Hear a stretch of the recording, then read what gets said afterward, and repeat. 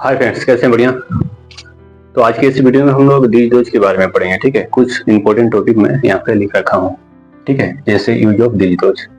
These का अर्थ क्या होता है, दोज का अर्थ क्या होता है, मैं इस बोर्ड पे लिख रखा हूँ। ठीक है, और इससे पहले आप इस चैनल को सब्सक्राइब नहीं किए तो सब्सक्राइब कर दें ताकि आपको हर अपडेट मिलते रहे। ठीक है, तो चलिए देखते हैं। Use of these those. These का अर्थ होता है ये या ये सब। जैसे ये लड़के हैं, ठीक है, या ये सब लड़के हैं। इस प्रकार हम लोग वाक्य बनाएंगे। ठीक है, दोज का अर्थ होता है वे या वे सब, यानी कि बहुवचन। यानी कि जब भी बहुवचन का बात करें तो हम लोग बहुवचन को इंग्लिश में कहते हैं प्लूरल। ठीक है, यानी कि बहुत सारा। जैसे ये मार्कर है, ठीक है, तो एक मार्कर सिंगुलर में आएगा। जैसे दो मार्कर, यहाँ पे दो मार्कर हैं, ठीक है, तो ये प्लूरल में आ जाएगा। ठीक है, एक से अधिक वस्तु या व्यक्ति रहे, ठीक है, तब वो प्लूरल कहलाता है। ठीक है, और यहाँ अनेक यानी कि अनेक व्यक्ति वस्तु के लिए हम लोग दीज और दोज का प्रयोग करते हैं। ठीक है, पहला नोट में क्या है, पहला नोट में ये है कि दीज के बारे में। ठीक है, दीज के बारे में कोई भी व्यक्ति या वो वस्तु, ठीक है, सामने हो तब हम लोग दीज का प्रयोग करेंगे। ठीक है, और जब भी व्यक्ति वस्तु कोई भी दूर हो तब हम लोग दोज का प्रयोग करेंगे। ठीक, नोट दूसरा में हम लोग, नोट तीसरा है ना, दीज दोज के साथ हम लोग प्लूरल नाउन और प्लूरल वर्ब का प्रयोग करते हैं। जैसे दिस डेट में मैंने बताया था कि सिंगुलर नाउन, ठीक है, एक मार्कर के लिए हम लोग उसमें दिस और दैट का प्रयोग करते थे। ठीक है, और एक ही हमारा क्रिया रहता था। ठीक है, और इसमें है कि अनेक क्रियाएं रहेंगी। ठीक है, अनेक वर्ब रहेंगे इसमें दिस दोज में। ठीक है, तो जैसे कि मान लीजिए कि एग्जाम्पल में जैसे इसका वाक्य कैसे बनाएंगे कि ये सब लड़के हैं। ठीक है, एक वाक्य बन गया। आप यहाँ ये भी लिख सकते हैं या ये सब भी। ठीक है, इसका आप ट्रांसलेट बनाएंगे, इंग्लिश में ट्रांसलेट करेंगे तब यहाँ इज का अर्थ है आता था किसमें, दिस डेट में। अब यहाँ है का अर्थ आएगा आर। ठीक है, देखिए ये सब का होता है क्या, दीज। ठीक है, तो यहाँ दीज लिखेंगे, दीज, उसके बाद से है का अर्थ आएगा यहाँ पे। ठीक है, यहाँ तो क्या आएगा, आर, क्योंकि प्लूरल का प्रयोग कर रहे हैं इसमें। ठीक है, इसमें प्लूरल नाउन और प्लूरल वर्ब रहेगा। ठीक, और लड़का का क्या होगा, बॉयज। ठीक है, उसमें बॉय लगाते थे क्योंकि एक लड़का था, इसमें अनेक लड़के हैं। और दूसरा एग्जाम्पल हम लोग देखेंगे, वे सब किताबें हैं। ठीक है, एक किताब नहीं है, बहुत सारे किताबें हैं। ठीक है, किताबें हैं,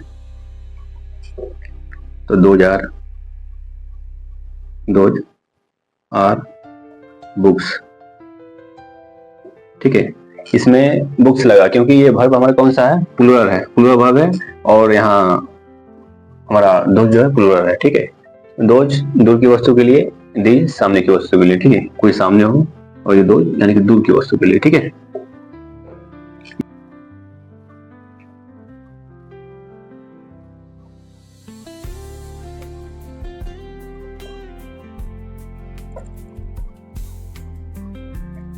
आगे हम लोग दिस दैट और दीज दोज में कंपेयर करेंगे। ठीक है, क्या इसमें कंपेयर है, तो यहाँ है दिस दैट, दिस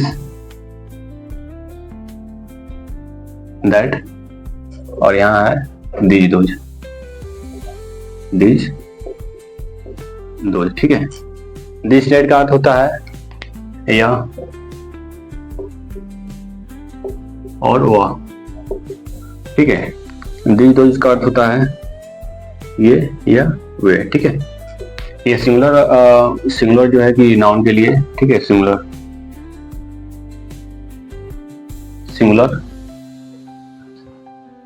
नाउन के लिए, और ये हमारा प्लूरल नाउन के लिए। ठीक है, प्लूरल नाउन और हमारा वर्ब। ठीक है, क्या रहेगा, सिंगुलर, वर्ब हमारा प्लूरल। पहला जो है वाक्य, या लड़की है। ठीक है, या लड़की है। यहाँ दूसरा, वह लड़का है। दो वाक्य हम लोग लिख चुके हैं। ठीक है, इसी प्रकार दीज दोज में हम लोग लिखेंगे। पहला, ये सब किताबें हैं, ठीक है। दूसरा, वे लड़का है, ठीक है। इसका हम लोग ट्रांसलेट करेंगे। तो दिस स्टेट में हम लोग क्या करेंगे, दिस यह है तो दिस यानी कि सामने, तो दिस का प्रयोग करेंगे।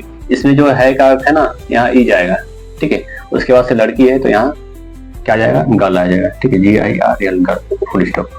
और इसी प्रकार यह ट्रांसलेट है वो लड़का है, ठीक है। तो दैट यानी कि दो है, एक है यानी कि सिंगुलर।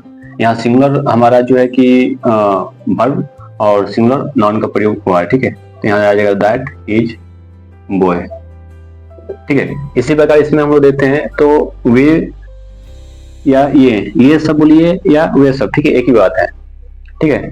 तो इसमें क्या होगा, ये सब यानी कि दीज।